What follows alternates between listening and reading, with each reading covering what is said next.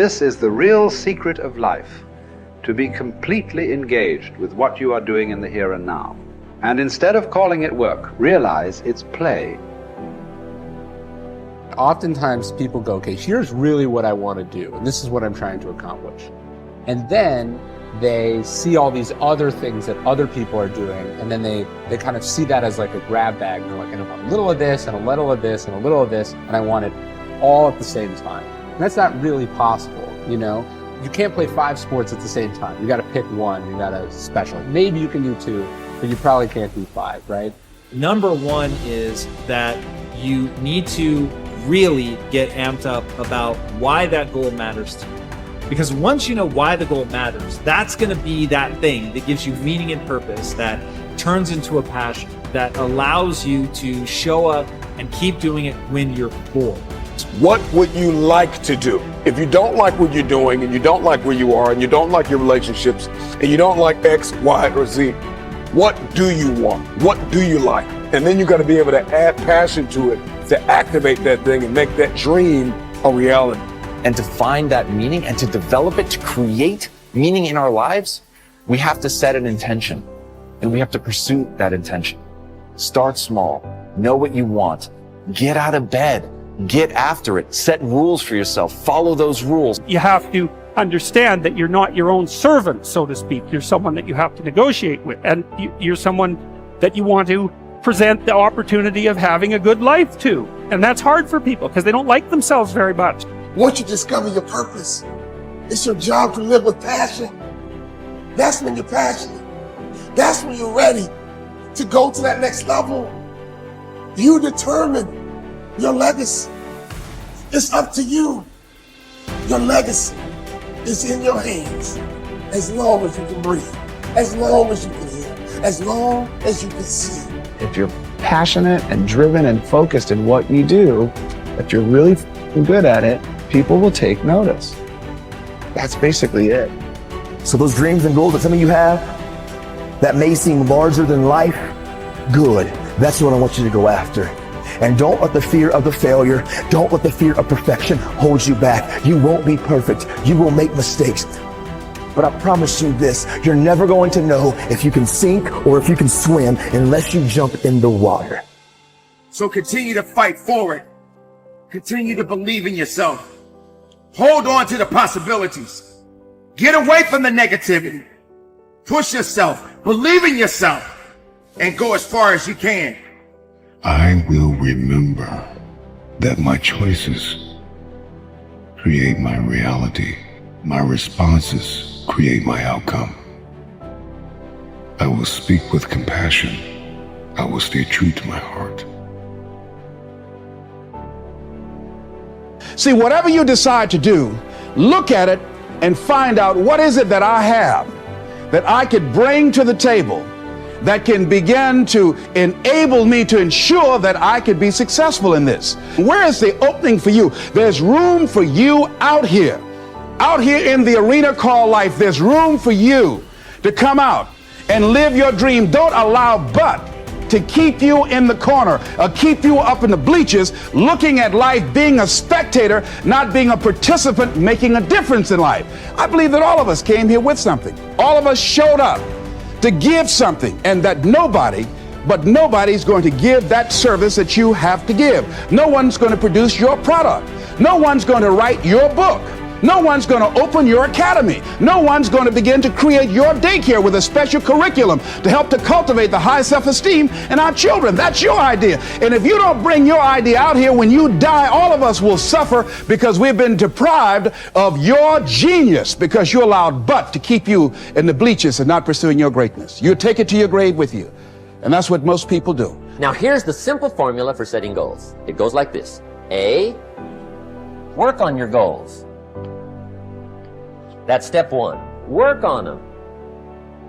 And I put the word work there deliberately. Setting goals is plain hard work. I don't want to kid you. We haven't come here tonight to kid each other. It's work. I know it's work. That's why a lot of people just let it slide. It's work. Many people work hard on their job, but they don't work hard on their future. They just let that slide. And the work involved is making plans. I know most people don't. I understand that. But don't let that be you. Guy says, well, yeah, you work where I work. By the time you struggle home, it's late. You've got to eat a bite of supper, watch a little TV, get to bed. You can't sit up half the night. Plan, plan, plan. And the guys be good worker, hard worker, sincere. But you've got to be better than sincere, working hard. You've got to be better than a good worker. You've got to be a good planner. Somebody once wisely said, the people who fail to plan are planning to fail. Well said. So work on your goals. Here's step 2. Write your goals down. That's so important.